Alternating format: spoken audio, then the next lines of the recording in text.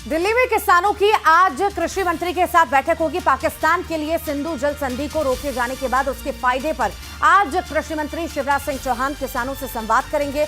चर्चा दिल्ली स्थित ICAR पूसा में होगी। किसान संगठनों और उत्तर भारत के प्रतिनिधियों के साथ बातचीत और चर्चा होगी। ये बड़ी जानकारी आपको दे रहे हैं। दिल्ली में ये अहम बैठक होने जा रही है किसानों के साथ कृषि मंत्री की, और पाकिस्तान के लिए सिंधु जल संधि को रोके जाने के बाद उसके फायदे पर आज कृषि मंत्री शिवराज सिंह चौहान किसानों से संवाद करने वाले हैं। ये जो चर्चा है दिल्ली स्थित ICAR पूसा में होगी।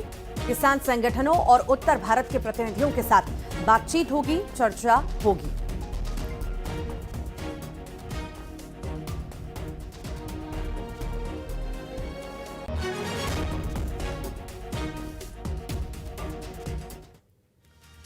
कर्नल सोफिया कुरैशी पर विवादित बयान देने के मामले में MP सरकार में मंत्री विजय शाह की आज सुप्रीम कोर्ट में सुनवाई होनी है।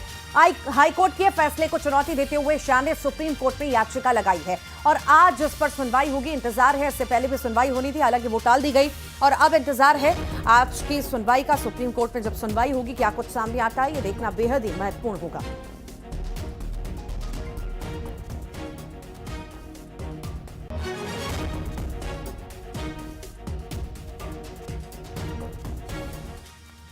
तो मंत्री विजय शाह के विवादित बयान को लेकर कांग्रेस हमलावर है। मामले में कांग्रेस ने बीजेपी से पत्र जारी करने की मांग की है, जिसको लेकर बीजेपी ने पलटवार भी किया। कहा कि कांग्रेस ने हमेशा सेना का अपमान किया, कांग्रेस बस राजनीति के लिए मुद्दे तलाशती है।